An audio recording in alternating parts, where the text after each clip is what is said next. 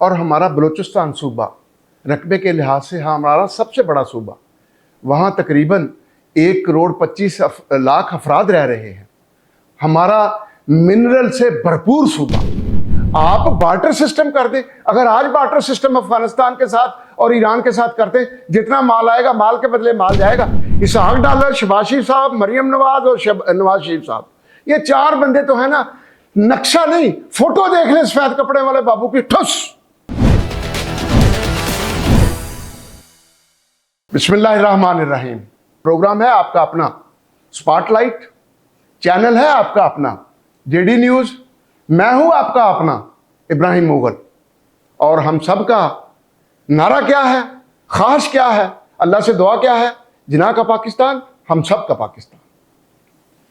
देखें जी, अब ईरान और इसराइल की जंग जारी है और हमारा बलूचिस्तान सूबा रकबे के लिहाज से हमारा सबसे बड़ा सूबा, वहाँ तकरीबन 1,25,00,000 अफराद रह रहे हैं। हमारा मिनरल से भरपूर सूबा, हमारा गोल्ड माइन सूबा पाकिस्तान का, बड़ा अजीज, जिसने पाकिस्तान के बनाने के लिए भी बहुत कुर्बानियाँ दी। वहाँ को 15 लाख ऐसे ख़ानदान हैं जो मौजूदा जंग की वजह से बहुत मुतासर हुए हैं। जंग तो वैसे ही भूख लेके आती है, अफरा तफरी लेके आती है, कत्लो गारत लेके आती है, गुर्बत लेके आती है और बेचारगी लेके आती है। और ये जंग जो अब लेके आई है, ठीक है, इस जंग ने इस तरह के असरात ईरान पर भी छोड़े और इसराइल पर भी बहुत ज़्यादा छोड़े, लेकिन ये जो 15 लाख ख़ानदान है ना जी बलूचिस्तान में, मैं नहीं कहता ये सारे मुहब्बे वतन होंगे, लेकिन लगता है अक्सरियत इनमें ऐसे हैं जो मुतासर हुए हैं और बलूचिस्तान की हदूद में हैं, पाकिस्तान की हदूद में हैं। पहले इसमें कोई शक नहीं कि गलत था, अगर स्मगलिंग से को माल आता था हम उसको पसंद नहीं करते, लेकिन अगर आ रहा था तो किसी भी खराबी को दूर करने के लिए यकदम पहले दिन ही ख़त्म। एक बंदा को नशा ले रहा है माजरत के साथ, डॉक्टर भी अगले दिन ही नहीं नशा उसका बंद कर देता, आहिस्ता आहिस्ता आहिस्ता आहिस्ता बंद किया जाता है ताकि उसकी जान को ख़तरा ना हो। अब ये 15 लाख ख़ानदान है, इनका ज़रिया माश बना हुआ था, दिन की रोशनी में बना हुआ था, आपकी मौजूदगी में बना हुआ था, आपकी गवर्नमेंट में बना हुआ था। अब अगर जंग की वजह से वो बंद हो गया है तो मैं तो पाकिस्तान आर्मी से ये गुजारिश करूँगा कि अगर आपने उनकी मदद के लिए सफ़ेद कपड़े वाले बाबू को लगाया तो वो सारा माल खा जाएगा। आपको पता है ना, पाकिस्तान में 80 crore secretary finance Punjab Balochistan government का छुट्टों में पैसे छुपाए हुए थे, भाग रहा था पाकिस्तान से। ऐसी कई मिसालें हैं वहाँ की, खा गए। जो हुकूमत भेजती है वो सफ़ेद कपड़ों वाला बाबू खा जाता है बलूचिस्तान में, कुछ नहीं देता उन गरीबों के लिए। वो आज भी फतूई पहनी होती है और एक जेब में गुड़ होता है, एक जेब में कच्चा आटा होता है, आटे का फक्का मारता है, ऊपर से गुड़ खा लेता है। ये ज़िंदगी तो नहीं।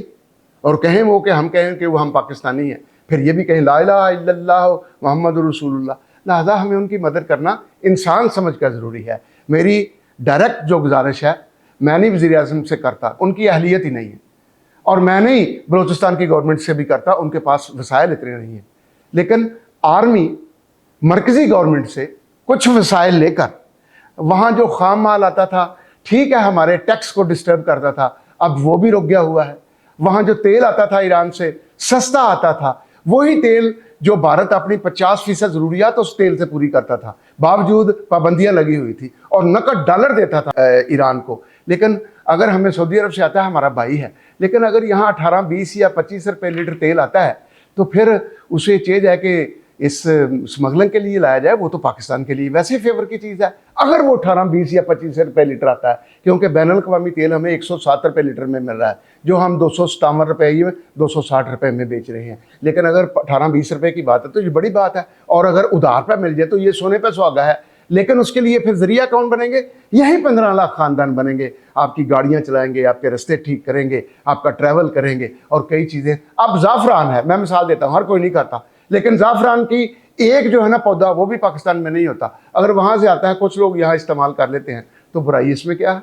मुल्क जो है बार्टर सिस्टम कर दे, आप बार्टर सिस्टम कर दे। अगर आज बार्टर सिस्टम अफगानिस्तान के साथ और ईरान के साथ करते, जितना माल आएगा माल के बदले माल जाएगा, हमारी एक्सपोर्ट होगी, हमारा किन्नो चला जाए, हमारी गंदम चली जाए, हमारा आटा चला जाए, हमारा गुड़ चला जाए, हमारी शक्कर चली जाए, हमारी चीनी चली जाए, गोया जो चीज़ें सरप्लस हैं वो चली जाए, हमारा आम चला जाए, और कई तरह की चीज़ें हैं। और बार्टर सिस्टम के तहत वहाँ से चीज़ें आ जाए तो हमें सालाना तकरीबन 4 से 5 अरब डॉलर का फायदा होगा।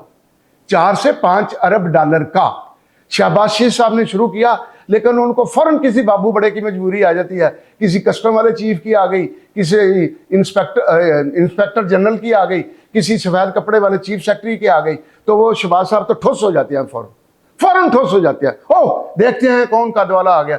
इसहाक डालर, शहबाज शरीफ साहब, मरियम नवाज और नवाज शरीफ साहब, ये 4 बंदे तो है ना, नक्शा नहीं, फोटो देख ले सफेद कपड़े वाले बाबू की, ठुस, ऐसे साहब ही नहीं लेते कि कहीं कोई गोली ना हमें मार दे या गुस्ताखी ना नोट कर ली जाए।